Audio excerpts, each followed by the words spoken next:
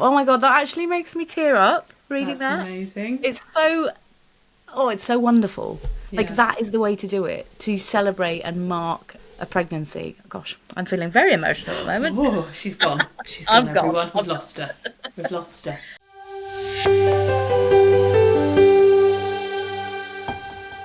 You're listening to the Science Baby podcast with me, Kim, and her, Stella. And me, Leila, and this. Hi, it's me, the Science Baby.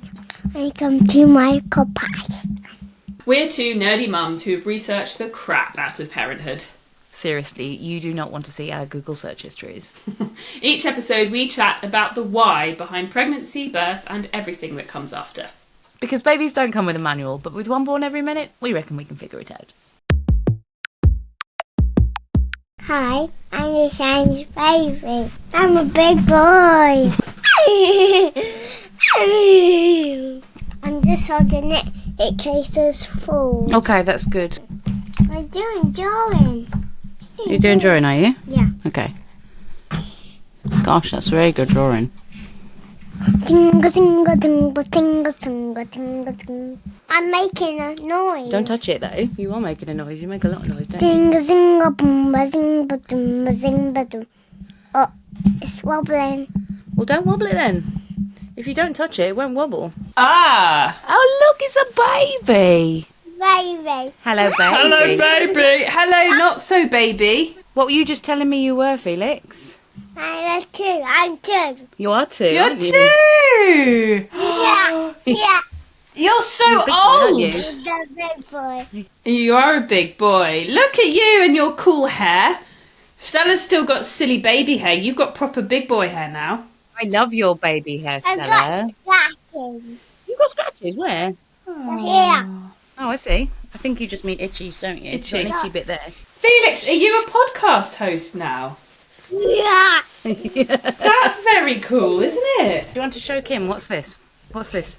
This is a helicopter. Wow, yeah, that's a very big word to be pronouncing correctly at your age, Felix. Oh, Yeah. yeah. What kind of helicopter is it? It's a repair helicopter. A propeller A helicopter. propeller one. Yeah. That's cool. It's got two propellers, so that means it's a Chinook. A chin up. It's a chin up. Oh my It's a goodness, Chinook. I did not know the word Chinook when I was 2 years old. That's ridiculous. that might say more about your parents than you, I'm not sure. Right, well, Felix is going to go out to the playground with his daddy in a minute, aren't you? I'm going to go with my daddy to the playground. Oh, what's your favourite thing to do in the playground, Felix?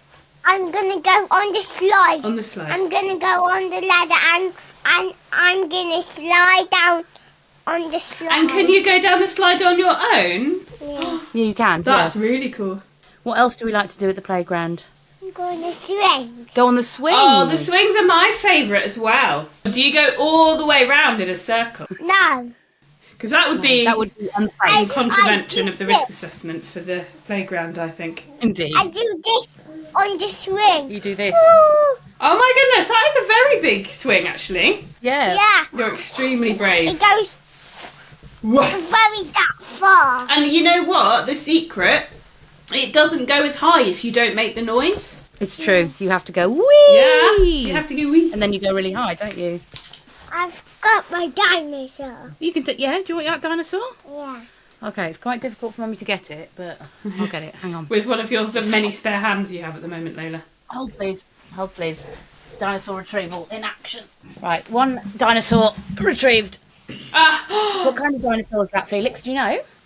I take a show. A Stegosaurus. You clever boy. That's so cool. What is your favourite dinosaur? Oh, we're drinking now, so all chat is It's suspended. brandy hour. What's your favourite dinosaur? Kim said.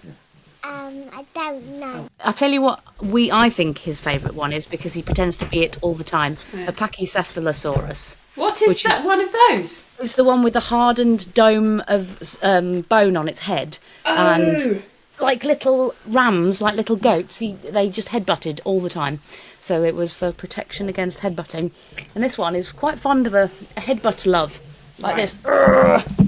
Is there an etymology thing to unpack there? What does pachycephala mean? Oh, you know how to tick my boxes, don't you? Oh. So pachy, the proper name for Elephants is pachyderm, which means hardened skin. So pachy means hardened. Cephalo is the cephalon, which is the Latin for, I think it's the Latin, for skull, head. Oh, yeah. And then saurus is the dinosaur part, the lizard part.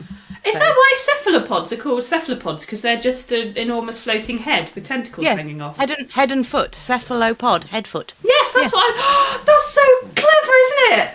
Today, your etymological nuggets. That's amazing. But don't start asking me about the etymology of all dinosaurs because I don't know. But Pachycephalosaurus, one of my faves. And a name that makes sense, which makes me respect it even more. Oh gosh, watch out! There's a blue dinosaur coming. A scary blue dinosaur. We're killing the dinosaur. Kim. Yeah. Kim. Yeah. Kim. Yar. Kim. Felix. You've got our attention. What? I thought that I went on a train. He wants you to know he went on a train. You went on a train? When? To London. To London? That's miles away. And what did you do in London?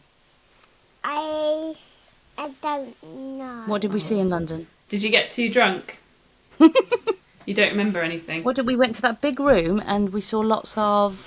Where did you go? We went to a show at Lightbox, which is one of these 3D immersive shows. Oh. And we went to one about the moon, and then we went to this one about dinosaurs. And you were totally disinterested, weren't you?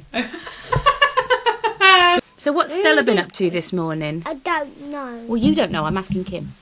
We've been in the car to go and collect her father from the train station. Very nice. To be more precise, her father and his hangover Oh, have dear been collected me. from the train station. That's why he's having a lie down, I Yes. see. Yes. Well, we're all allowed it once in a while, aren't we? Indeed, absolutely. And I've done the hungover parenting thing, and now it's Jake's turn to learn Yep. the To hard learn way. how dreadful it is, yep. We've had a very interesting couple of days because we have overnight developed stranger danger. Oh. So we've got a clingy little cranky thing here, which seems to be bang on with all of the, leaps and kind of developmental milestones. She's 29 weeks this week. Yeah. And that seems to be when things are starting to happen in her brain, and they realise that you can leave them and they don't like it very much. Oh, I Just see. holding it Yeah, we don't hold it though. We don't touch it, do in we? case it falls. You're holding it in case... He's holding the microphone in case it falls. Good. Right, now it's time to say bye-bye to Kim because you're going to the playground. Bye-bye, Kim. Bye, Felix. Have a very nice playground. Bye! Bye, See you Felix. later. I'm coming. Have fun. Well, Love you I feel like lots. this is a fair trade, a coffee for a child. Well, too late. Yeah, you got mugged off there, Doug. Sorry. And How's your weekend been? fine. I've managed to... We're thinking about changing beds for him, for the child. Oh, right. Because he's still in his, cot that converts into a toddler bed. But it's like a very thin mattress. And I think one of the reasons that he's been getting up is because he's a heavy boy and he's actually just not very comfortable in his bed. I know toddlers can literally fall asleep on a hard surface if they so desire, but he's a delicate flower. So I managed to get a free single bed off my WhatsApp parents group. So we will be installing a single bed, which is... It's good, but also I had a small breakdown when we moved from the next to me crib, and if you are facing that down at any time soon, beware. For it will grip. Is it a separation-related breakdown? No, I mean, not really. It's just I'm very sensitive to milestones and, this is the last time that XYZ. I would much prefer it if a milestone went without notice. So, making a big deal of changing the bed is quite an issue. Well, going back into the Science Baby podcast archives, the social media algorithm doesn't help with that. My algorithm is full of, there will be a time when it's the last time you pick them up and you won't know. Oh. Or when I'm 80, this is where I'll be in my head and, holding your baby. It's just all very sad and doesn't help when you're trying to stay mindful of the moment and enjoy the moment and you're just basically having nostalgia shoved down your throat. One of the most guaranteed to make me cry posts, which always pops up, is you've got this beautiful little baby that's full of roll rolls and giggles, and then you will lose them. But in their place, there will be this toddler that's chatty and asking so many questions, and then you'll lose them, and then you'll have this amazing best friend child, and then you'll lose them, and then one day all of those children walk out of the door at once. Oh God! Oh God! He's 2. I don't need that in my life. I mean, that's the thing. When you're looking at the post, you're like, "Thanks, this is all true," but it's a little bit much for a Tuesday morning. Can you just give me a sec?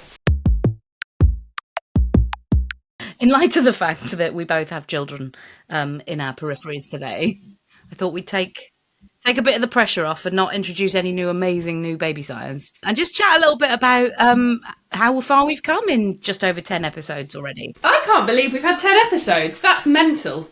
I know, it's mad. I mean, that. it does seem like, oh wow, we've talked about a lot already, and I'm loving it. I don't know about you, but I'm having lots of fun. I just can't believe that there are more than 2 or 3 people that are willing to just listen to our weekly catch up as mates. Like, I mean, I'm flattered. I think it's excellent. I mean, it's mad, isn't it? I have to say, the thing that I'm enjoying most about this journey, I hate the word journey. God, Jesus. The thing I'm enjoying most about doing this podcast with you, Dr. Batterson, is that there's an outlet for all of the nonsense I'm doing online. So, like, I'll learn something cool, and instead of being like, oh, good, now I know that, and it's 3 a.m, I can write it down in a note, and it can become a whole episode. Or, you know, it goes into one of our episodes, and I feel like I pass the information a lot more effectively now. I think when you've got to translate it into something for someone else, it really helps you process it and see whether it actually makes sense or not. So, not only are people listening, but they are actually, you know, talking back to us, which is always fulfilling. Oh gosh, that's scary. So when we say at the end of an episode, please tell us, you know, your stories, I'm actually getting some, which is amazing, which is brilliant. So I thought I would take the opportunity to read to you some of the comments and messages that we've had for some of our past episodes, if you are amenable. No. Okay. No, that would be lovely, of course. Yeah, it's always interesting because obviously us in our little echo chamber, just talking about our same nerdy experiences, but everybody's got different experiences. But what I'm blown away is by how many people kind of share our point of view. Good to know. So we did an episode about poo, didn't we? We did. Oh goodness. What do you remember about that? I remember a very incriminating photo that you and I cooed over of my daughter and her poo pool in her car seat. And yeah, just the absolute ride that baby guts go through in the first days and weeks and months of life. That was one of my favourite things to learn about when I was pregnant and when I had a newborn, is what to expect to come out of her bum. It was a little surprise, you know, every day. It was like, oh, what's in her nappy today? And it continues now, 6 months in, we're weaning, so her poos are changing again. Oh yeah. How are the poos now? Good. They are a ice cream consistency. Oh, nice. Yeah, they're much more solid, not, you know, kind of pellety. She's not a goat. But yeah, definitely much more solid. And what's really cool is I'm loving noticing what is and isn't being digested. So at the moment, spinach isn't being digested, really. Oh, interesting. Yeah, and bits of broccoli are not being digested. So I think there's something there to do with fibre, but also I'm wondering, you know, okay, well, there's obviously some species that are just taking root in her gut, so her body's learning to digest different things, but that's probably all happening at different rates for different nutrients, and, you know, what's kind of going through and what's staying in is just all very exciting. Very exciting. Oh, wow. I was quite interesting to see, because obviously we talked in the episode quite a lot about the gut microbiome and how that influences the evolution of the poo. And especially, you know, as you get, like you say, into those solid foods, you're going to need the microbes that help to break down things like fibres and more complex stuff. And we talked quite a lot about vaginal seeding and how the vaginally born babies have a different microbiome to C-section babies. With that in mind, I stumbled across a piece of research literally this week about the whole subject, basically. It was a BBC Futures article about how vastly different the gut microbiome of a C-section baby is to a vaginally born baby. And although they're still kind of trying to pick apart the implications of that difference, they are now starting to identify specific bacteria that are then linked to certain health conditions later on in life. And so that is quite exciting because what it means is that they can start to take intervention in a kind of directed way, and they're calling it microbiome engineering. And of course, vaginal seeding, which we talked about, was one way of doing that, because you're essentially introducing bacteria that a C-section baby wouldn't otherwise be exposed to. But yeah, they're actually talking about it in terms of more traditional clinical approaches like, probiotics and fecal transplants and things like that too. And I think all of this is just reinforcing how important and yet understudied and poorly understood this whole, like how you described it, civilization inside our tummies is to our whole health. Yeah, and by consequence, unpicking that science is going to take hundreds of years. It's such a multifaceted system with probably many feedback loops, and vice versa, that we'll be learning about the granular detail of the relationship between your microbiome and your gut forever. And there'll be new implications all the time. Yeah, and what I find really interesting, and I think definitely is subject for an episode down the line, is the gut-brain link. What's going on in your gut, and not just like a gut feeling, but literally the microbiome affects your brain health and your mental health. And I don't know enough about it, so it just totally deserves a whole new an episode to itself. But the gut-brain link is, again, one of those emerging sciences that starts in babyhood. It's mad to be thinking about neurology and the gut in the same world. Yeah, it is crazy. So, Leila, have we had anyone who has owned up to trying vaginal seeding? No, I had a few comments that said, "What? Why would you do that?" But one person said, this was Thornius Maximus, said, "That's fascinating, but also, how do you keep them alive? The bacteria, not the baby."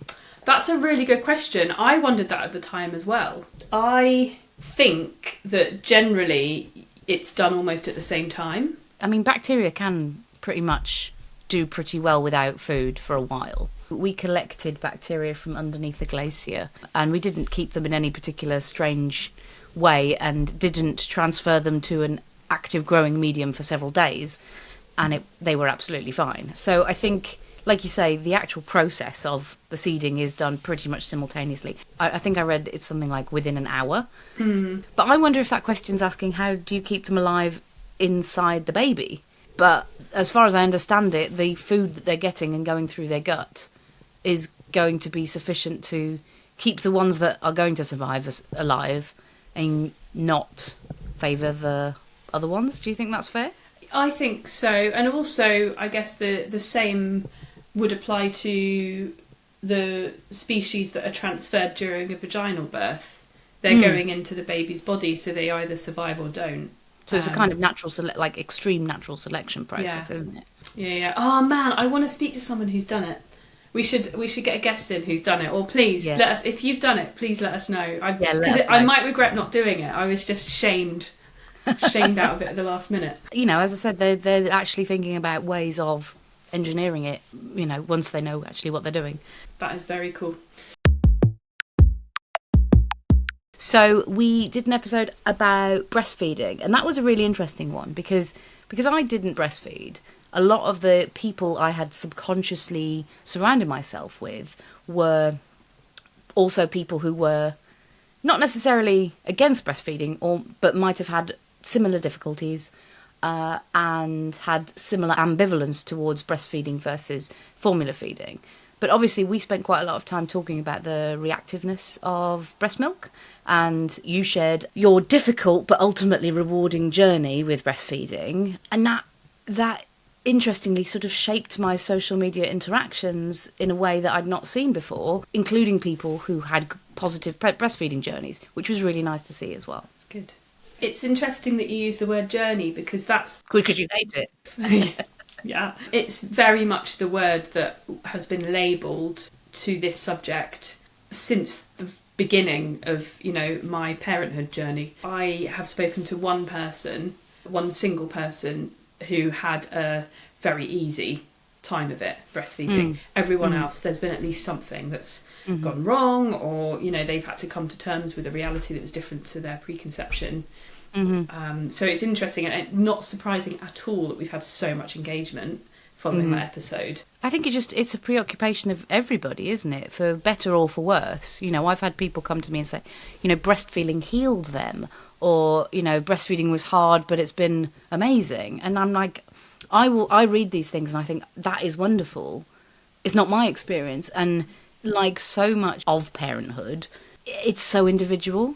And gosh, I wish there was a way. I just always think I wish there was a way to communicate to expectant mothers, people embarking on this journey, just how individual your experience will be, and the trials and tribulations. And it's impossible in a podcast, in social media, to convey all of the possible experiences that somebody might have. Yeah, and it's that interesting thing, isn't it, where, I mean, as with a lot of big life events, you hear the best case scenario and the worst case scenario and everything in between, and without having been through that gauntlet before, there is the temptation, which I certainly had, of, oh well, you know, that worst case scenario won't happen to me, you know, that won't happen to me because I know what I want to happen, so that it will be fine. And I think once you've had, and I'm talking about myself now, I wouldn't label anyone else with this, but once you've been humbled by your own process once, I think then you might be open to the fact that this is going to go the way it goes, and it's actually not necessarily just down to me, it's to do with my baby's temperament, my baby's anatomy, or, you know, the circumstances under which they were born.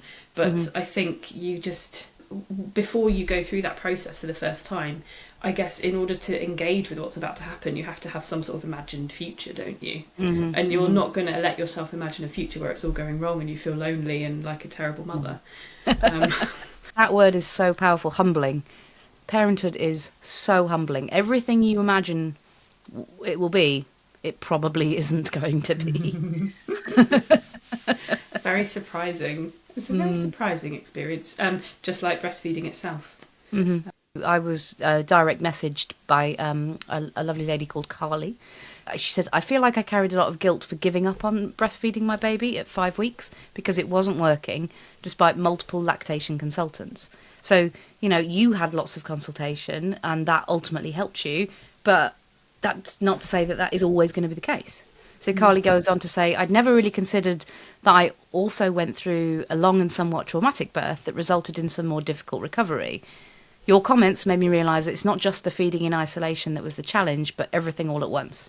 I feel like I can forgive myself now, despite the fact that my baby is now a happy, healthy 2.5-year-old. God, it's such a shame that was even necessary. I know. And that, but to carry that feeling, and I feel a shadow of that, because even though I surrounded myself with all of the scientific truth of, yes, breastfeeding is good, but it's not the be-all and end-all, and the fed is best, and look at him, he's healthy, you know, the objective truth of a healthy baby in front of me, and the scientific truth of it helps, but it's not make or break. It's still, there is a guilt in there. There is still a yearning of like, oh, well, you didn't do it right. And yeah, there's a balance there that's not quite right, I feel. No, and I don't think we really went into this at the time when we were recording, but tell me if this is fair or not. My interpretation of why that might be is that a lot of the language, and I should say a lot of the subtext, probably more precisely, around the so-called affirming language of, you know, your baby is now a very healthy. So Carly said, you know, my baby is now a happy, healthy 2.5-year-old. Fed is best. A lot of that, I think, has a silent, despite not breastfeeding, thing at the end, doesn't it? Definitely. Yeah, it does. Which is wrong, but it's implied in, I think, everything I've heard around this, which is, I don't know if you feel like that's also there. Yeah, I think that subtext is definitely present because it's pushed so hard, because it is recommended, and I understand why it's recommended, because theoretically that is what a mother's body is designed to do, theoretically, big capital letters theoretically. But I think as part of the patriarchy thing, there isn't enough airtime given to the disparity between the theory and the reality for a lot of people. And maybe there is a reason for that. Maybe, you know, because if you give too much airtime to that, it would cause, well, what is the worst case scenario? It would cause more women to give up and go to formula. I don't actually think that that's a bad thing, but yeah, it's complicated, isn't it? It's so tricky. Yeah, and we'll come back to this because there's so much to unpack around breastfeeding. Yeah. We're going to do another breastfeeding episode soon, aren't we? Yeah. Like, it is a healthy thing to do, but it's also very, very difficult for the mother and for the baby as well. Mm-hmm. So those two things are allowed to be true at the same time. You've gone a little sotto voce. Am I guessing the child is now sleeping? Yes. Very nice. Congratulations. I'm not going to take it too personally because the implication is that we've bored her to sleep.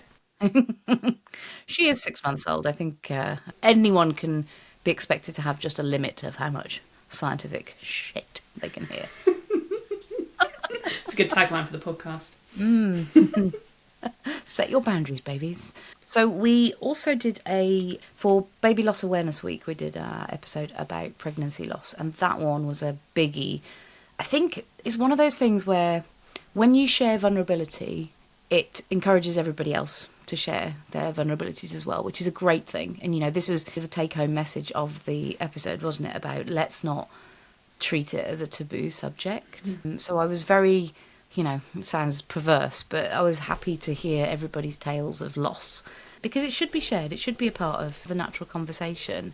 But we talked a little bit about how long you would wait until you told somebody that you were pregnant because of the fear of losing it, and whether that left you with or without a support structure. And some of the comments there offered two different sides of the perspective. So one person whose name I'm going to absolutely butcher, Lisrin Seragorn, was that how you would say that? Seragorn? Yeah. We're both as wrong as each other there. If I've got it horrendously wrong, please send me a voice note. I said I waited till the 20-week scan just to make sure everything was fine. So that's the alternative. So the 20-week scan is the anatomy scan where you can tell gender, and I think it's also, is that where they look for the signs of Down syndrome? They measure the nuchal tube, I think, at that age. Yes. So I suppose there is an argument for saying you want to know what you're dealing with before you put on your brave face and face the world and say, you know, I'm pregnant with a child that may potentially have issues. Yeah, and it's quite interesting that the person who wrote in said they've worked in obstetrics and gynae, so they're coming from a place of clinical experience there. Yes, exactly. So yeah, it kind of makes me worry that maybe there's more to worry about than we thought. It might just be that statistically, you know, they've seen a lot more shit than the rest of us. Yeah. So might have a sensitivity that's very appropriate for them. Yeah, true. Another person responded to say, B responded on TikTok, said, I was shamed for not waiting until 12 weeks. So they obviously told people early. She said, I was shamed for not waiting until 12 weeks. I had HG, hyperemesis gravidarum, which is the really bad morning sickness, and struggled with stage 4 endometriosis, which gave me horrific pain in the start of my pregnancy until the placenta began to produce progesterone around 8 weeks. My mental health was in the pan and I needed support. Also, if, God forbid, anything happened, I'd want the world to know they existed no matter how long for. Totally fair. Yeah. Where's the shame? Where is the shame? There should be no shame. It's like, yeah, you're going through some stuff. And once again, why are these women's issues, you know, morning sickness is very easily dismissed, but hyperemesis gravidarum, the morning sickness where you literally can't keep anything down, is no joke, and it is a serious health crisis. It can put women in hospital. So that often manifests quite early in a pregnancy. It can go all the way through, but it manifests early in a pregnancy, and it makes sense to be able to tell people about that, and you shouldn't have to feel like you have to hide the cause of that, you know. The same goes with endometriosis and the pain. That's one of the most intense pains that a person, a human being, can experience. So again, should not be sidelined just for the shame of keeping it under wraps. No, absolutely. You need help. Like, medically, you need help. Yeah. And all of that affects mental health. Yeah, that's madness. That's madness. Sorry about that, B. That's ridiculous. That is rough. We're sorry that you felt that, but let's change the world. So the second part of her message was they want the world to know that they existed for however long. And that's the other side of the story, isn't it? And I had another message from Ellie Williams. She said, I had a loss at 14 weeks, so past the 12-week mark. When I went on to get pregnant with my rainbow baby after that, I told everyone as soon as I had a scan at 7 weeks. I celebrated every week with my other children. We all flossed every Sunday to You're Welcome every week. And when I went in to have my C-section, my husband and kids sent me a video of them flossing to that song for the last time. Oh my God, that actually makes me tear up reading that. That's amazing. It's so wonderful.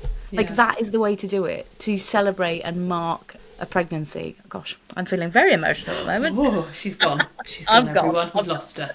We've lost her. No, I think I did say at the beginning, I'm very sensitive to milestones. And I think it's important to note them for yourself and to acknowledge it.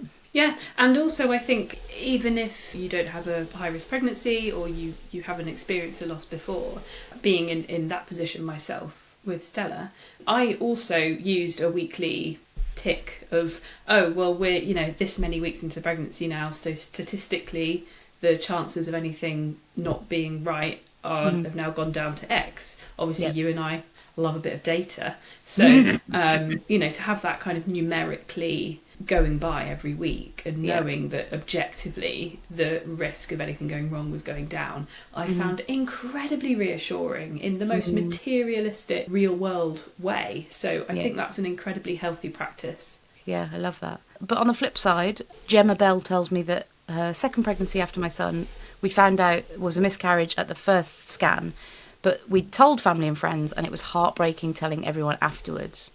Although it did mean we had lots of support. And so that is the flip side, isn't it? I suppose that is potentially one of the things that's stopping people from talking about it earlier on, because you don't want to have to deal with the emotional turmoil of revealing over and over again that it had, to everyone who you told that it is now no more. But again, like Gemma says, you have to balance that with the support that, once you've told that, if you've surrounded yourself with the right people, then hopefully that will end up being a good thing overall.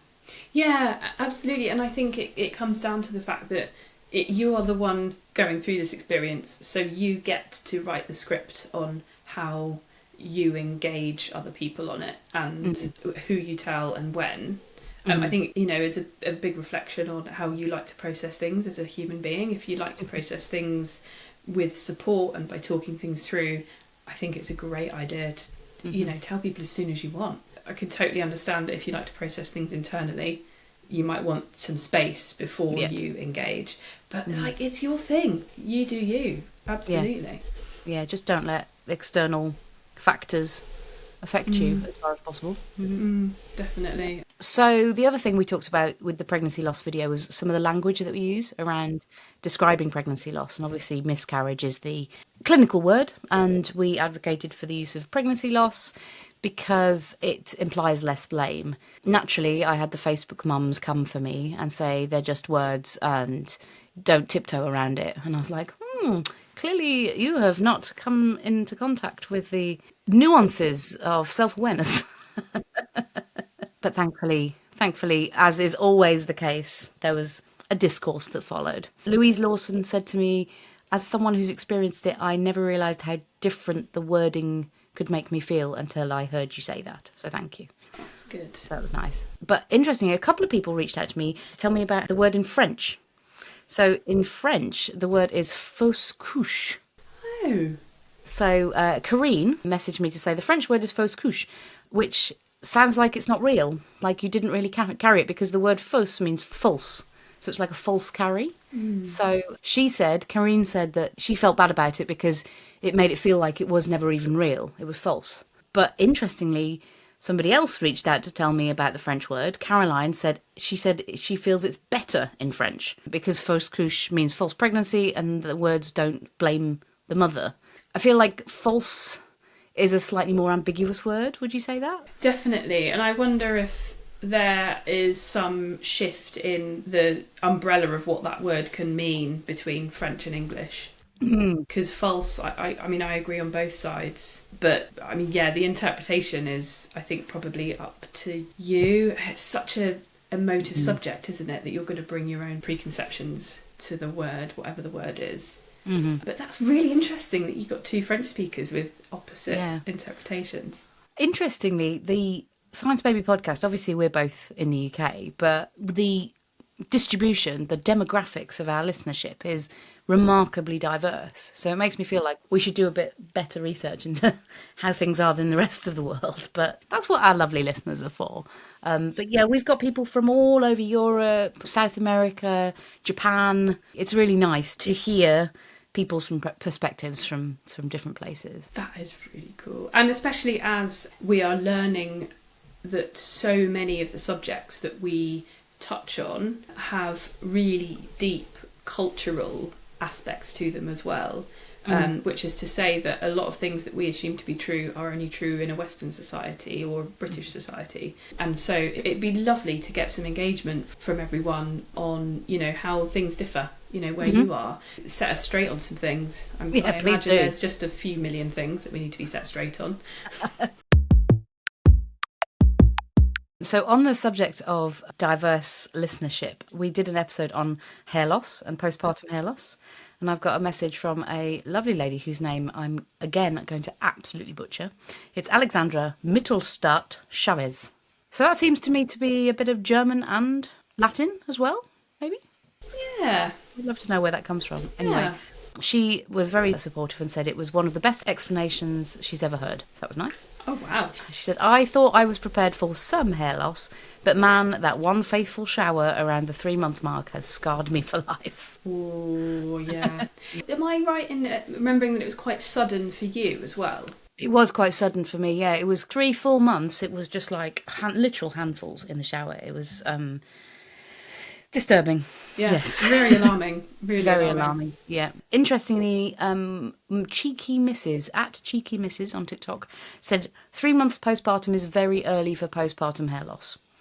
She didn't leave her credentials, so I don't know if she is the sole postpartum hair loss researcher that has that fact to hand. But as we chatted about, you know, it's a process that's guided by the hair growth cycle. And so this hair growth cycle is one of the things that sort of varies between people.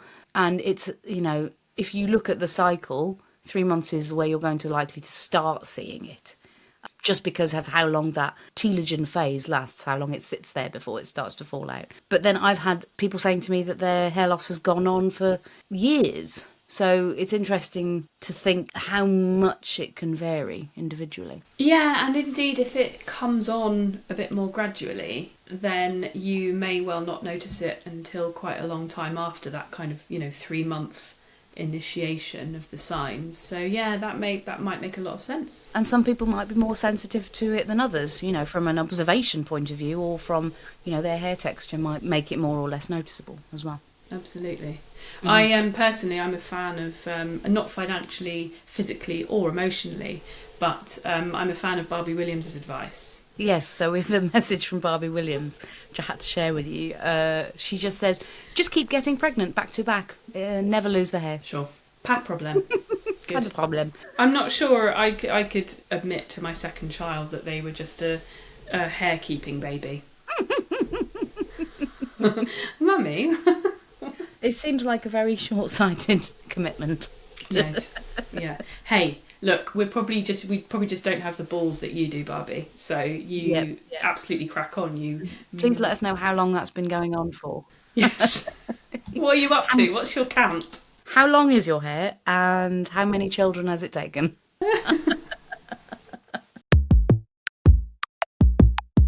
All right, weaning. You've got a 6-month-old. We made an episode all about the timing of weaning. Is Stella still going for food with gusto? Yeah, she is loving it. Yeah. She is quite skilled with a spoon now. Tremendous. It goes in most of the time. Sometimes it went in her eye the other day. It often ends up in her ear, but that's fine. It's just it's part of the process. But yeah, we're really loving it. She is halfway through a week of peanut butter exposure.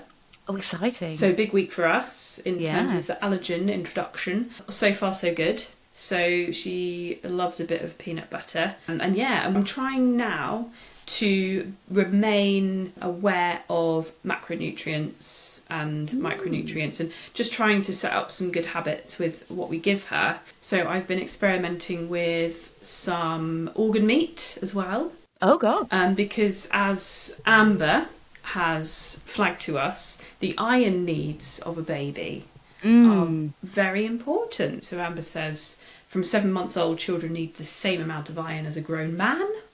A grown That's man. insane. In That's fairness, insane. she's nearly the size of a grown man. And Amber says she studies early childhood nutrition. So I assume she comes with all of the qualifications and credentials. So very, very good point, Amber. And this is something I learnt quite recently as well. So I have introduced like a chicken liver puree, which for various reasons, because it's rich in a lot of things, including vitamin A.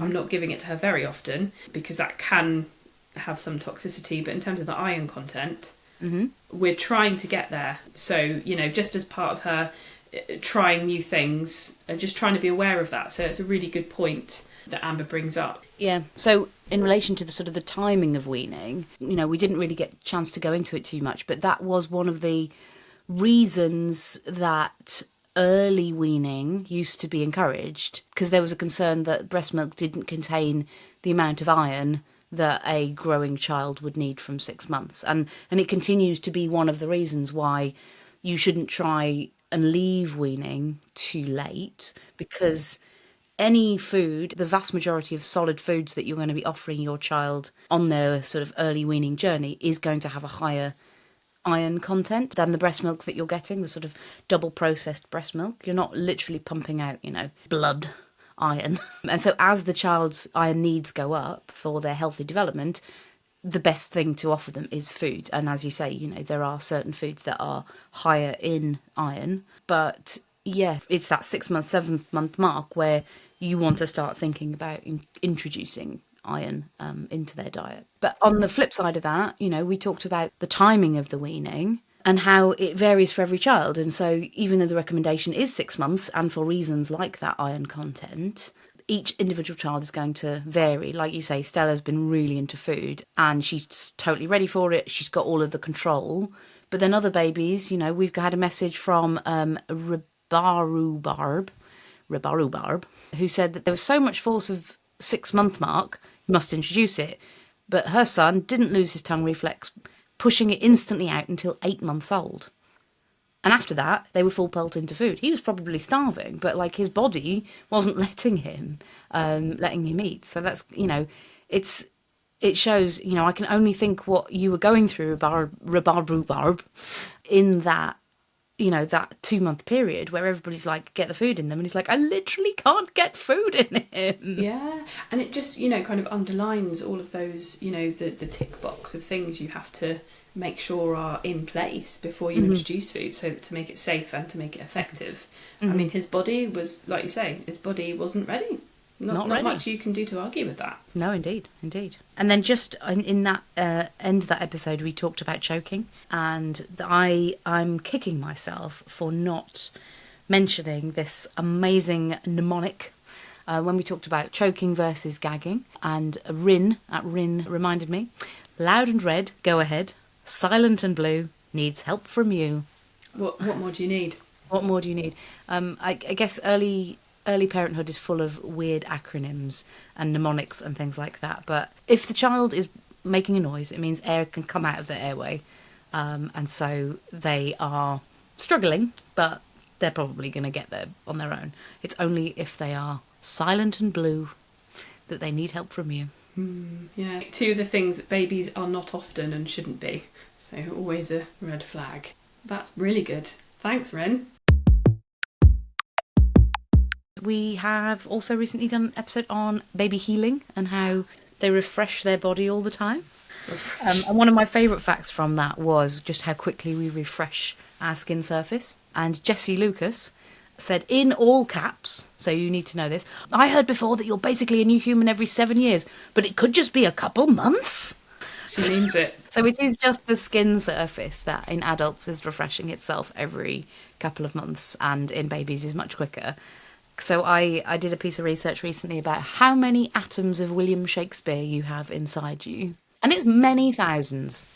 Wow. And the reason for that is because basically while we're alive, we're constantly refreshing our body. And Jessie's probably right that it does actually take several years for all of the tissues in your body to renew themselves, and because of that cell division process, basically. So brain tissue sticks around for the longest, which kind of makes sense, because you don't want to be changing your brain cells every 5 minutes. I wish I could. But I particularly like the comment from Serena Silvana, who said, "Is that why my house is dustier now I have a baby?"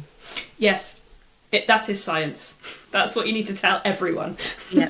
No, it's my baby. They're shedding skin cells like Billy-O. It's nothing to do with my inability to find the Hoover under all the baby toys.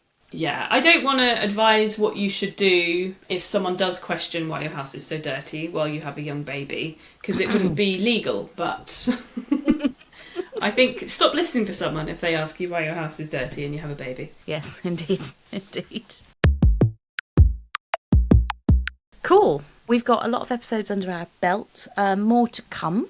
But on social media, I asked for a little quick-fire Q&A. So we're not going to go into depth, but I think this is good stimulation for kind of what we can talk about in the future. Quick-fire. Yes! So I'm going to ask you these cute questions, and you can answer them in whatever way you see fit. Oh my god. Right, go. Okay. Why does baby's hair get darker? Oh, that's interesting. My child's hair has done the opposite. So I think the production of pigment genetically is going through all sorts of changes in those early weeks, and I would venture years, probably, given that Felix has probably gone through a lot of changes as well. So many changes. I was looking back at a picture from last autumn when he was in a pumpkin patch, and I'm sure it wasn't just the pumpkins reflecting it, but he was so much more ginger then than he is now. And I haven't noticed the change, but he's like gone from ginger to blonde. But now he's darkening. I would say that it's a combination of genetics and melanin production gets switched on, but then how much melanin production you're going to get is very variable and very dependent on your personal genetics and your child's personal genetics. Yeah. We were at her grandparents' house yesterday, and they have a picture of her on the wall, and she is fully Jange. Oh, really? Fully bright, backlit as well, which always helps. Backlit ginger. Her eyebrows are fully ginge. Wow. And it's adorable. And now she's definitely more at the blonde end. So That's we've gone amazing. through the best bit, I think, and we're blonde. We might go back. Hey, who knows? You're both dark-haired, aren't you and Jake? Yes, both myself and Jake went dark in puberty. So we were blonde for most of our childhood. And then Interesting. some stuff kicked in and genes did stuff. I was the same as well. Yeah. And then I started dyeing it. And now I've gone grey. Yeah, thanks. Yeah, basically our hair never lets us catch a break. Okay. Potty training tips.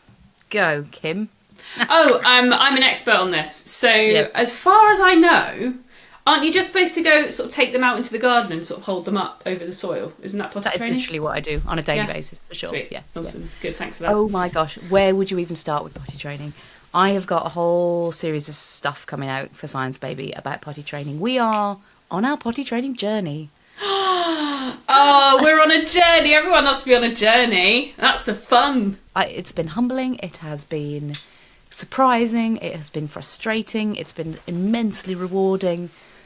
I'm not going to say anything because I will jinx it. But we are wearing pants. Everybody in the household is wearing pants on the regular. Even Douglas? Even Douglas. Oh, well done. I won't say that those pants make it through the day all the time, but it is just cut yourself some slack is my main tip. Just try and be calm because, oh my God.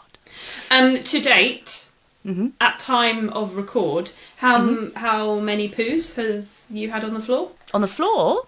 Any poos on the floor? A few. He's been quite good with his poos. I count myself quite lucky about the poos. How much wee is on the floor? Now, let's just say that we expressly tell guests not to take their shoes off when they come in the house. Oh, the only thing worse than having a damp sock is when you know it's wee. We babysat a tortoise in the summer, and as we were handing back the tortoise to the owners, the tortoise weed all over the floor, and they were beside themselves. And I literally said, "If you knew how much wee has been on this floor," and then I thought, "Oh no, I don't. This is not something I need to share with strangers, with other people." So I've shared it with all of you as well. It's all right. No one listens. Pacifiers, dummies. Oh, what was your dummy journey? Oh gosh, again, whole episode. Definitely worth a whole episode. I wasn't going to do a dummy for some obscure reason, and then we did go for a dummy at about 3 weeks, something like that, 2-3 weeks. And then he loved it. It was very useful. And then we made special efforts to lose it between 9 months and a year. And I'm very glad for doing that because I think it served a purpose. And after that, I suspect it would have become more problematic to get rid of. Yeah, lots to unpack here. It'd be really good to do an episode, but there does seem to be sort of a window where you can minimise the dependence. Do you use a dummy? We didn't. So interestingly, because I didn't know what I was doing with anything to do with babies, I sort of just didn't get around to introducing a dummy. I was just thinking of other stuff, trying other strategies, feeding to sleep, all that business. So I sort of forgot about dummies for a minute. And, when I'd got a bit of headspace back, I tried to introduce a dummy into kind of the bedtime, night-night routine. And we'd just totally missed the window. Stella was thoroughly confused. She was very polite about it. She'd sort of take it and would have it in her mouth and sort of look at me with narrowed eyes, and then she'd just very politely just spit it out. Like, what is this? I know that it doesn't mean me harm, but also I'm confused. I'm just trying to go to bed. Can you not, please? So yeah, we've completely missed out dummies accidentally. And I don't know if we have any other children. I'm not sure whether I would do the same thing. I think, as you rightly say, there's a way of doing it correctly. And I don't know whether, I think it depends on the baby's temperament as to whether a dummy is useful or not. Is that a fair thing to say? I think so. And also the rest of your journey as well, the rest of your experiences. Obviously, mine is very different because I never had to worry about breastfeeding and nipple rejection and that confusion between nipples and teats, if you will. So that is a big argument against dummies. But definitely worth unpacking a bit more. Yeah. Lots of dummy science out there, turns out. Lots of different teat shapes. Why do toddlers love to drink bath or swimming pool water? I don't know, but if someone can tell me, I'd love that. I mean, I think it's just a sensory thing, genuinely. When you think about the inputs, it's like, I want to know what warm soapy water feels like in my mouth. Warm other people's water. Yes, very bizarre. Yeah. Can I ask you a question? Yes. Has Felix always been a fan of drinking water? No, he hates it. No, he hates it. I actually personally can't get him to even drink bathwater. Fine, okay. It's a constant struggle to make him drink water. He likes flavoured beverages. He likes a squash and a juice. But plain water, totally disinterested in it. Fine, he's got a discerning taste. I respect that. He wants his water sparkling or flavoured. He doesn't want this public water out the tap. Nonsense. If you provide him with water only in the day, he will wee chunks. His urine becomes so concentrated because he will have a single sip all day. But if you give him squash, he will drink so much that we genuinely once worried that he had diabetes because he would just constantly drink. Interesting. So when did Science Baby get a sibling? We should probably point out that Science Baby, Felix and Stella are not related. Well, they're brothers and sisters in science, aren't they? That sounded a bit culty, didn't it? Sorry. Yeah, I love that. I love that. That's it for this week's episode of the Science Baby podcast. As you can see, we do read all of your messages, so keep them coming and let us know what you'd like us to talk about in the future. Join the chat on Instagram or find this and every podcast episode at thesciencebaby.com. See you next time.